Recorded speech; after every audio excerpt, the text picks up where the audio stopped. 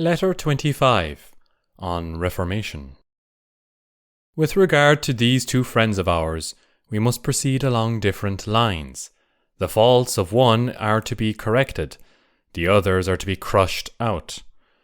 I shall take every liberty, for I do not love this one if I am unwilling to hurt his feelings. What, you say? Do you expect to keep a 40-year-old ward under your tutelage? Consider his age, how hardened it is now and past handling. Such a man cannot be reshaped. Only young minds are moulded. I do not know whether I shall make progress, but I should prefer to lack success rather than to lack faith. You need not despair of curing sick men even when the disease is chronic. If only you hold out against excess and force them to do and submit to many things against their will. As regard our other friend, I am not sufficiently confident either, except for the fact that he still has some sense of shame enough to blush for his sins. This modesty should be fostered.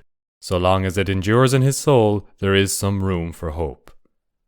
But as for this veteran of yours, I think we should deal more carefully with him, that he may not become desperate about himself. There is no better time to approach him than now, when he has an interval of rest and seems like one who has corrected his faults. Others have been cheated by this interval of virtue on his part, but he does not cheat me. I feel sure that these faults will return, as it were, with compound interest, for just now I am certain they are in abeyance, but not absent. I shall devote some time to the matter and try to see whether or not something can be done. But do you yourself, as indeed you are doing, show me that you are stout-hearted. Lighten your baggage for the march. None of our possessions is essential. Let us return to the law of nature, for then riches are laid up for us. The things which we actually need are free for all, or else cheap. Nature craves only bread and water. No one is poor according to this standard. When a man has limited his desires within these bounds, he can challenge the happiness of Jove himself, as Epicurus says. I must insert in this letter one or two more of his sayings. Do everything as if Epicurus were watching you.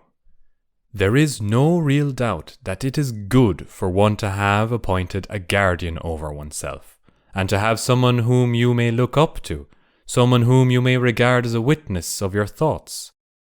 It is indeed nobler by far to live as you would live under the eyes of some good man, always at your side.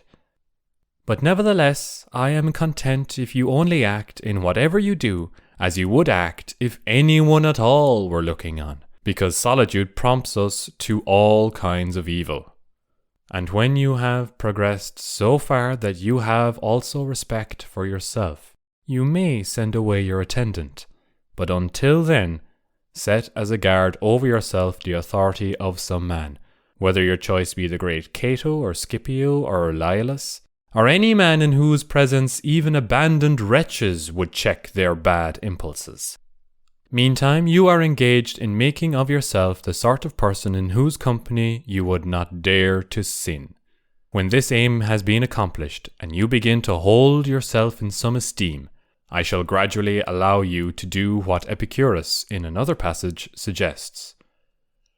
The time when you should most of all withdraw into yourself is when you are forced to be in a crowd.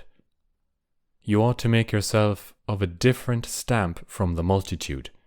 Therefore, while it is not yet safe to withdraw into solitude, seek out certain individuals, for everyone is better off in the company of somebody or other, no matter who, than in his own company alone. The time when you should most of all withdraw into yourself is when you are forced to be in a crowd. Yes, provided that you are a good, tranquil, and self-restrained man. Otherwise, you had better withdraw into a crowd in order to get away from yourself. Alone, you are too close to a rascal. Farewell.